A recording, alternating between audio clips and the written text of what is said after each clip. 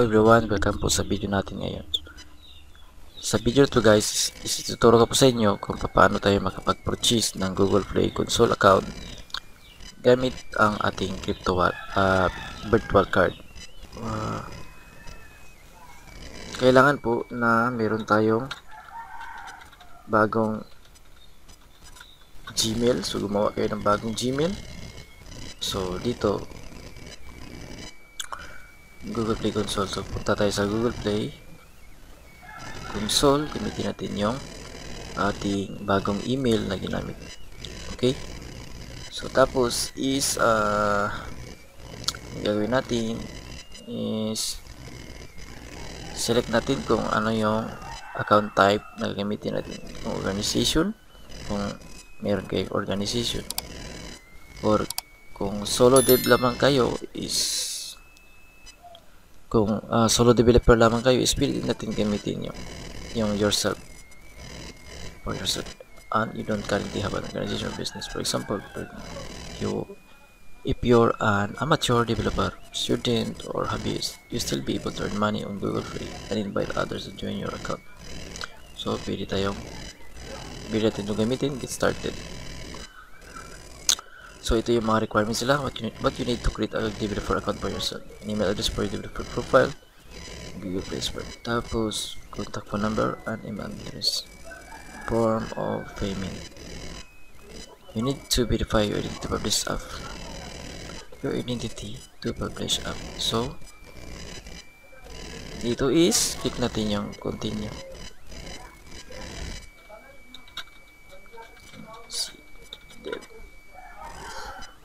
Yan, so lagyan na po ng pangalan yung or developer name yung account. So click next. Link a payment profile to verify your identity. Select our payment profile. So dito na po yung gagamitin natin. So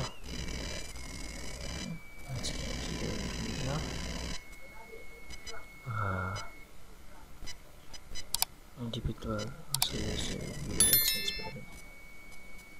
Pwede natin piliin yung existing. Pwede natin itong piliin, or we can create a new payment profile. Okay, pwede natin itong piliin. Full address required. Okay, create naman, or dito tayo piliin natin to. Full address required. So click naman natin yung create new payment profile. Tapos continue. So dito country is Philippines.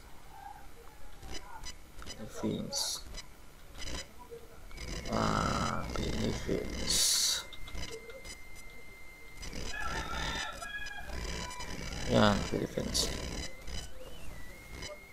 Full name Sabit Kusit.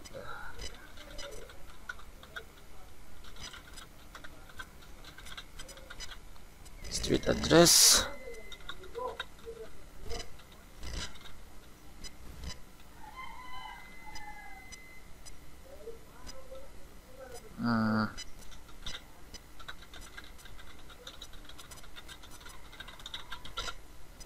Yan. So address niyo po. Tapos optional suburb.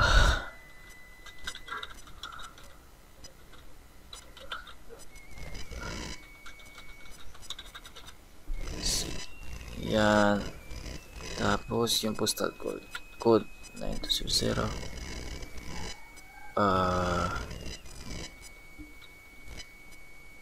Lanao del Norte. Mindanao, Northern Mindanao.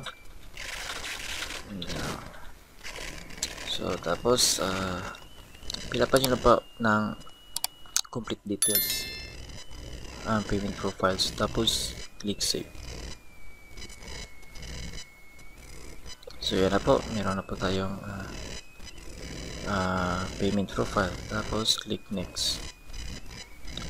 So developer developer email address, lagay nyo lang po dito yung developer email address niyo po na ginamit nyo dito sa developer account. So tapos click nyo lang po verify email address verify. I consent Google showing this information on Google Play as a part of my public profile. Yan po. Tapos tapos click na po yung next. About you. Yes, about previous tell us about your previous experience with Google Console and Android devices on the visual team. It's about any experience using any apps you built on supporters. You can include links supporting information. Have you used any other past 6 months? So pwede maglagay dito ng details about develop small apps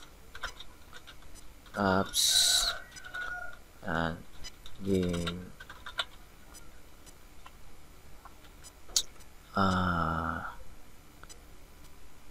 in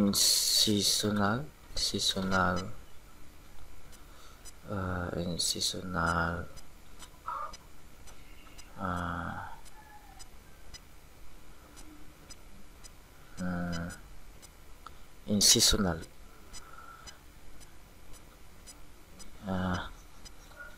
so pwede maglagay dito ng yung information about you. So pwede kayo maglagay dito ng tapos answer nyo na po.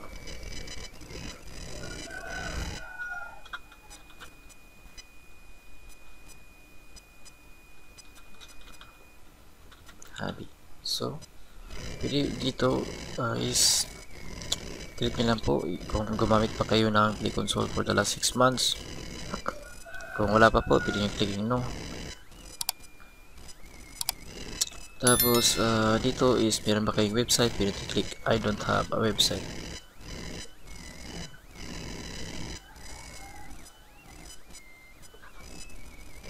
Tapos click nyo lang po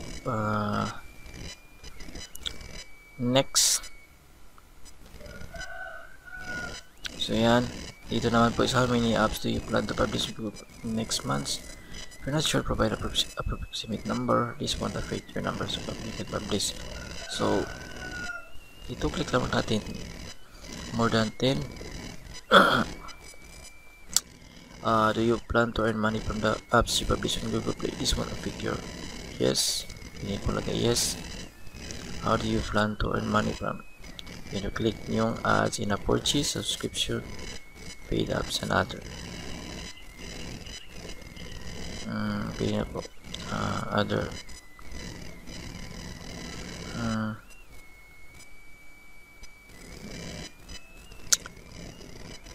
So, pili na po yan. So, of categories, do you plan to publish any of the following types of apps you want?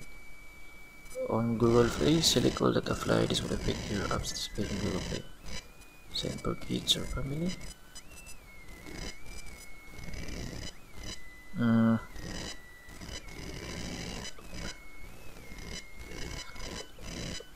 Medical apps, cryptocurrency or wallet exchange.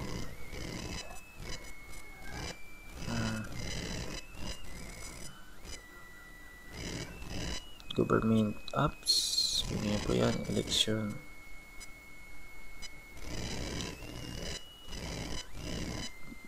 personal loan app, any other financial product services that is legal. Yes, you can only be distributed by organization.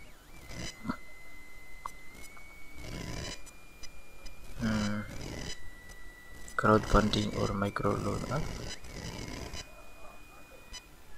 Election app.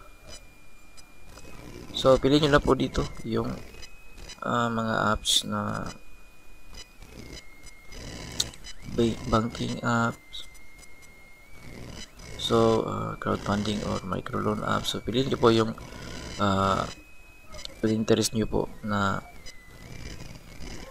posible nyo po na ma-develop po. So, do you plan to publish any of the following types of apps on Google Play? Select all that apply. This will affect how your app is displayed in Google Play and you can change this later. So, pwede nyo pong i-select nyo lang po yung mga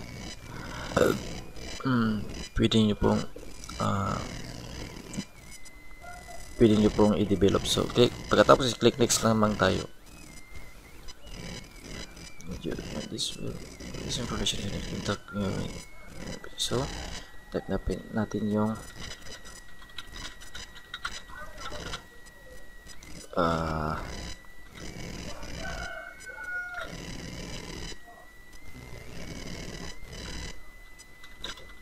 emcdev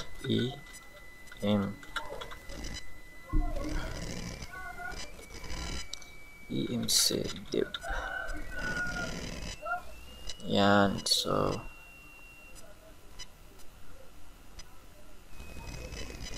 prepared language, English. So 961-704-9980. Telephone number plus 63. So verify phone number, click na natin yan. This versus verifying receiving call instead.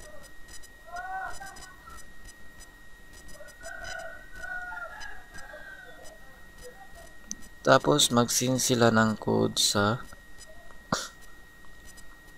phone number po natin na ini-input po natin.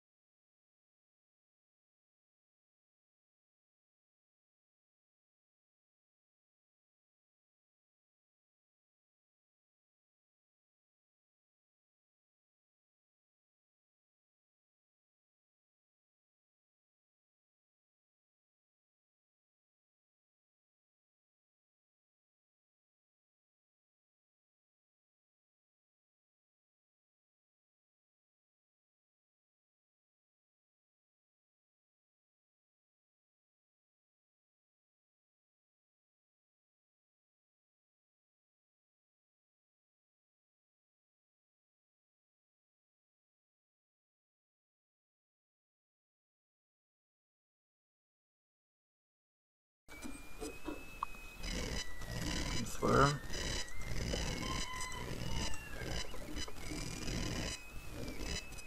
Tapos, by between you represent and warrant that you have full legal authority to bind this individual. So, click nyo lang po yung create account and free. Ito na po yung pinakamalaga na part. So, dito sa piso card natin, click naman natin yung top up.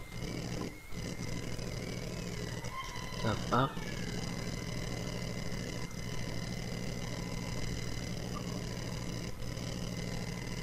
Uh,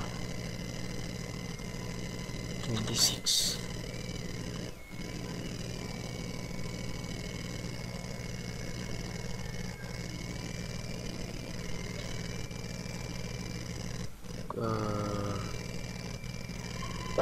Continue.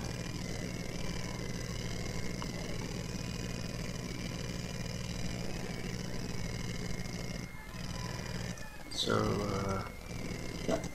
above 25.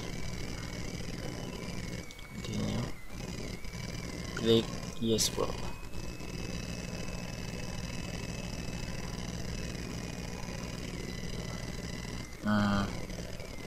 So exchange po. Exchange po natin. 27. Exchange pa natin yung source link na yung jellyfish. So next month. Next month. 28. 7. 7.